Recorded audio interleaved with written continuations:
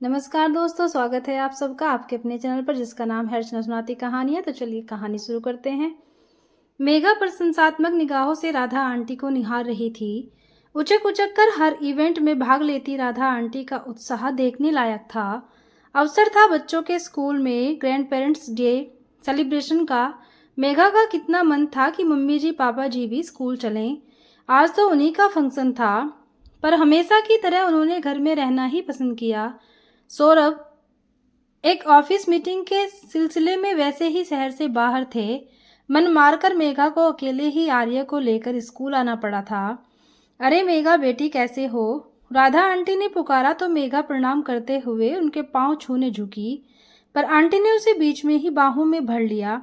मैं ठीक हूँ आंटी, आपको सभी इवेंट में बढ़ चढ़कर भाग लेते देख मुझे बहुत अच्छा लगता है। आपके जोश और उत्साह से तो हमें सीखना चाहिए।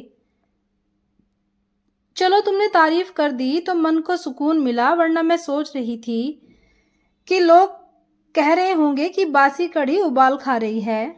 नहीं आंटी, आप ही क्या, सभी को देखिए, सब उत्साह से लैब्रेस नजर आ रहे हैं।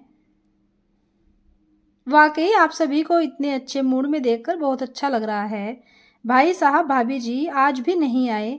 राधा आंटी का स्वर गंभीर था। हाँ आंटी, देखिए ना, मैंने कहा भी आप ही का फंक्शन है, पर वे कहने लगे दिवाली की बहुत थकान हो गई है, घर पर ही आराम करेंगे। ज़्यादा कुछ कह भी नहीं सकते, उम्र हो गई है उनकी। उनका मानना है कि कोई गंभीर बीमारी न होते हुए भी बुढ़ापा अपने आप में ही एक बीमारी है। हर वक्त थके थके और अपने आप में ही लगे रहते हैं। कभी कभी तो मैं और सौरभ यह सोचकर खुद को अपराधी सा महसूस करने लगते हैं कि पापा के रिटायरमेंट के बाद उन्हें यहाँ लाकर हमने कोई गलती तो नहीं कर दी। अपार्टमेंट में कुछ और लोगों के माता पिता भी साथ रहते हैं।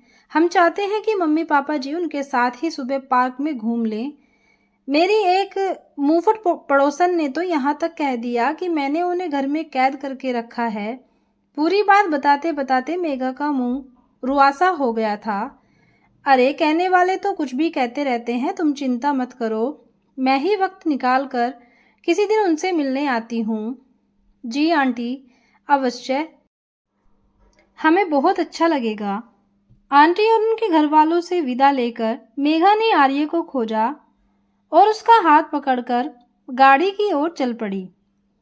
सबके दादा दादी आए थे और वे सभी स्पोर्ट्स में भाग भी ले रहे थे। मेरे दादा दादी क्यों नहीं आए अम्मा? आर्यन ने मासूमियत से पूछा। तो मेघा के कदम और भी भारी हो उठे। बेटे, उनकी तबीयत ठीक नहीं है, थकान महसूस कर रहे थे। तुम भी अब बहुत थक गए हो, सो जाओ, घर आएगा तब मैं उठा दूंगी। राधा आंटी ने ज्यादा इंतजार नहीं कराया, वे अगले दिन ही आ गई। छुट्टी का दिन था। सौरभ टूर से लौट आए थे। वह और मेघा बालकनी में बैठकर चाय का लुत्फ उठा रहे थे। मेघा ने आंटी को टैक्सी से उतरते देखा तो भागकर उन्हें रिसीव करने नीचे आ पहुंची। आंटी, आपने बहुत अच्छा किया जो आज छुट्टी के दिन आ गए। अब पूरा दिन रुकिएगा, रात को खाना खाकर जाइएगा, मैं और सौरभ आपको छोड़ आएंगे। मैंने घर आकर मम्मी जी को बताया था कि आप स्कूल में मिली थी, वे भी आपको खूब याद कर रही थी। अभी देखना आपसे मिलकर कितनी खुश होंगी। बातें करते करते दोनों ऊपर आ पहुंची थी। सौरभ ने भी आकर बुआ जी के चरण स्पर्श किए और आशीर्वाद लिया। आर्यन नजर नहीं आ रहा, वह सो रहा है आंटी, अभी उठाती हूँ। आप तब तक मम्मी जी पापा जी से मिल ले। पापा जी कमरे में अखबार पढ़ रहे होंगे और मम्मी जी पूजा घर में हैं। दूर के रिश्ते की ननंद राधा जी को देखते ही सावित्री जी का चेहरा खिल उठा। सामने ही पूजा के चांदी के बर्तनों का ढेर लगा था। वे उठने की चेष्टा करने लगी तो राधा जी ने उन्हें जबरदस्ती बैठा दिया। मैं 5 मिनट में भाई साहब से मिलकर आती हूँ, यहीं बैठकर गपियाते हैं, मैं पूरा दिन यहीं हूँ। राधा जी 5 की जगह पूरे 25 मिनट लगाकर लौटी तो सावित्री भाभी को अपना इंतजार करते पाया। मेघा बता रही थी कि तुम उसे आर्यन के स्कूल में मिली थी।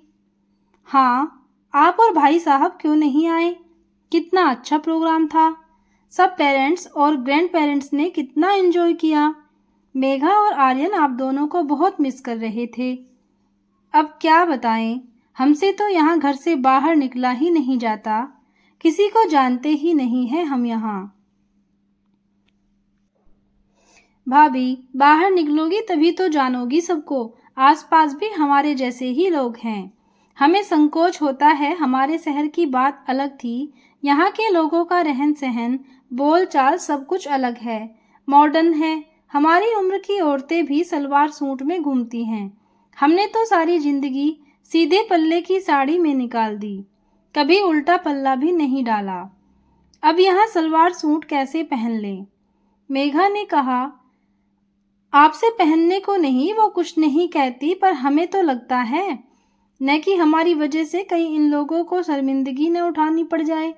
कहीं किसी ने अंग्रेजी में कुछ बोल दिया और हम न समझ पाए, न जवाब दे पाए, तो आप बेकार की बातें सोचकर खुद ही परेशान हो रही हैं और घर वालों को भी परेशान कर रही हैं। कोई ऐसा नहीं सोचता। अरे इतनी फुर्सत किसे है? आज की जनरेशन वैसे नहीं है जैसी आप समझ रही हैं। उनकी सोच आधुनिक है क्योंकि यह वक्त की जरूरत है, पर वे अपने संस्कार नहीं भूले हैं। रीति रिवाजों के नाम पर होती ढकोसलेबाजी से वो दूर भागते हैं, पर बुजुर्गों का सम्मान करना बखूबी जानते हैं। वो चाहते हैं कि घर के बुजुर्ग खुश रहें, स्वस्थ और समृद्ध रहें। तीज त्योहार अन्य विशिष्ट पर्व उत्सव पर उन्हें उनका आशीर्वाद मिलता रहे। सावित्री जी ध्यान से ननद की बातें भी सुन रही थी और साथ साथ चांदी के बर्तन भी सावधानी से चमकाए जा रही थी। दादाजी का ध्यान उनकी बातों पर भी था और गतिविधियों पर भी। सावित्री जी की टिप्पणी से राधा जी को यह तो समझ आ रहा था कि भाभी की सोच उनसे अलग है, पर कितनी अलग। भाभी, आपका यहाँ मन तो लग रहा है ना? आपकी बराबरी के लोग होंगे इधर। हम तो घर से बाहर ही नहीं निकलते, तो कैसे पता चले? वैसे भी लोगों से मिलने जुलने, घूमने फिरने की उम्र नहीं रही अब हमारी। सच तो यह है कि अब हम किसी काम के ही नहीं रह गए हैं। तो कहीं जाए न जाए, किसी से मिले न मिले, किसी को क्या फर्क पड़ता है? दादाजी को समझते देर नहीं लगी कि उनकी भाभी पर निराशावादी दृष्टिकोण पूरी तरह हावी है और समय रहते उन्हें इससे नहीं निकाला गया तो वे अवसाद की स्थिति में भी जा सकती हैं। उनका हाथ बंटाने के उद्देश्य से राधा जी ने कुछ बर्तन अपनी ओर खींचकर साफ करने आरंभ कर दिए। लाइए, मैं करवा देती हूँ, पर भाभी, आपने यह बर्तनों का ढेर निकाला किस लिए था? अरे कमाल करती हो, दीपावली पूजन के लिए निकाले थे और किस लिए? पर क्या जरूरत थी? इनके बिना भी तो काम चल सकता था। प्रत्युत्तर में सावित्री जी ने घूर कर देखा तो राधा जी बोल उठी, नहीं, मैं तो इसलिए कह रही थी कि आपको इन्हें सहेजना संभालना पड़ रहा है, व्यर्थ ही परेशान हो रही हैं। बाहर जो रूटीन के स्टील के बर्तन हैं उन्हीं से काम चला लेती। इन्हें बाहर निकाल कर काम लेती रहेंगी तो ये खराब नहीं हो जाएंगे? आखिर इतने कीमती हैं। सावित्री जी ने प्रत्युत्तर में अपनी ननद को ऐसे देखा मानो उसने कोई बहुत बेवकूफ़ी वाली बात कर दी हो।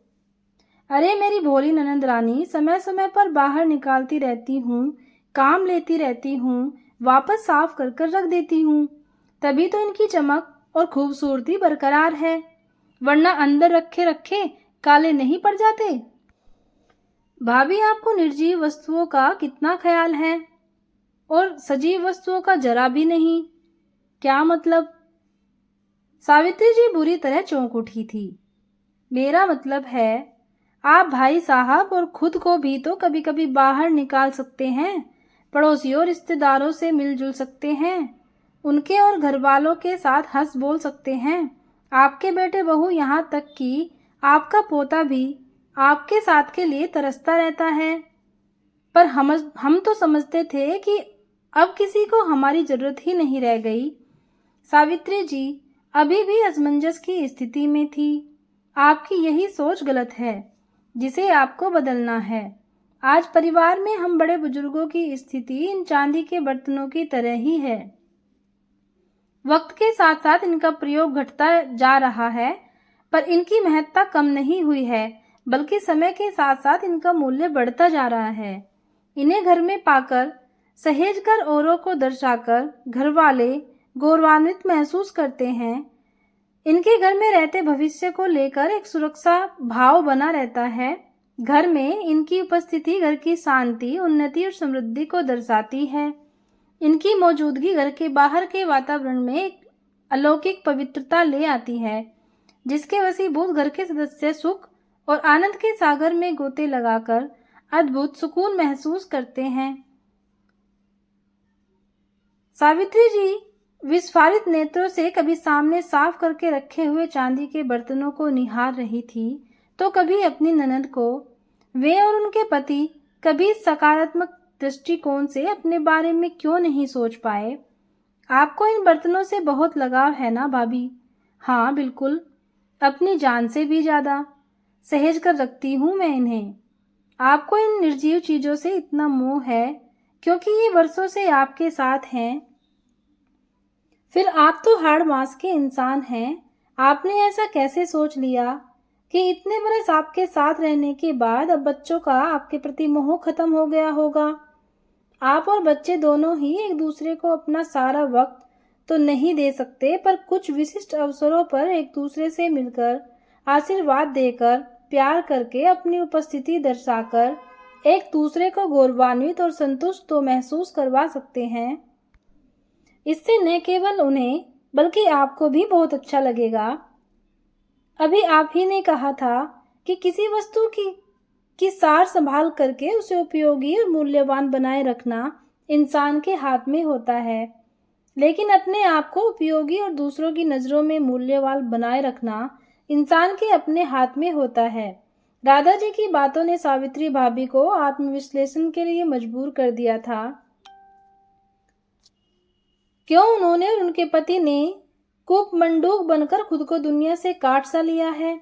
खुद ही अपने आप को बोझ मानकर कहीं वे वाकई घर वालों के लिए बोझ तो नहीं बनते जा रहे हैं? वक्त के साथ बूढ़ा तो हर इंसान को होना है, पर खुद को उपयोगी और मूल्यवान बनाए रखकर वह खुद भी खुश रह सकता है और दूसरों को भी खुश रख सकता है।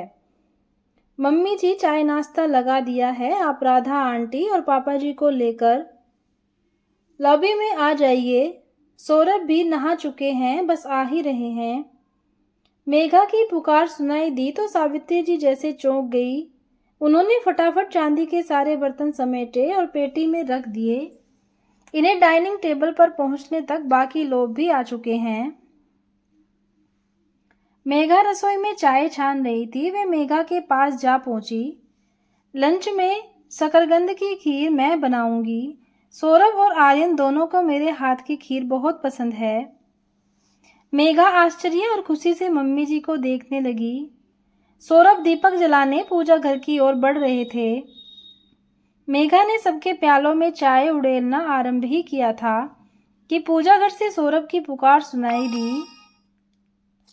माँ, आपने यहाँ से चांदी के बर्तन हटा लिए क्या? हाँ, क्यों, क्या हुआ? सावित्री जी ने पूछा। नहीं, कुछ नहीं। पूजा घर में कदम रखते ही एकदम खाली सा महसूस हुआ। लगा जैसे मंदिर की आबा ही चली गई। गौर से देखा तो पता चला चांदी के सारे बर्तन गायब हैं। चांदी के बर्तन थे तो पूजा में भव्यता और पवित्रता का आभास होता था। राधा जी ने भेद भरी मुस्कान से अपनी भाभी को देखा। सावित्री जी भी मुस्कुराए बिन ना रह सकी। अभी नाश्ता करके सारे बर्तन वापस पूजा में सजा देती हूँ। नहीं, रहने दो, आपको उन्हें सहेजने रखने में तकलीफ होगी। अरे तकलीफ कैसी? पूजा घर तो वैसे भी पूरा मैं ही सहेजती संभालती हूँ। बात समाप्त करने से पूर्व सावित्री जी यह जोड़ना भी नहीं भूली, अपनों के लिए कुछ करने में तो हमेशा खुशी ही मिलती है। हंसते खिलखिलाते नाश्ता करते उस परिवार को देखकर एक ही बात कही जा सकती है। दीपावली चली गई थी पर अपनी रौनक पीछे छोड़ गई थी, तो दोस्तों ये थी एक छोटी सी पारिवारिक कहानी। उम्मीद करती हूँ आपको पसंद आई होगी। अगर पसंद आई तो एक लाइक ज़रूर करना। धन्यवाद।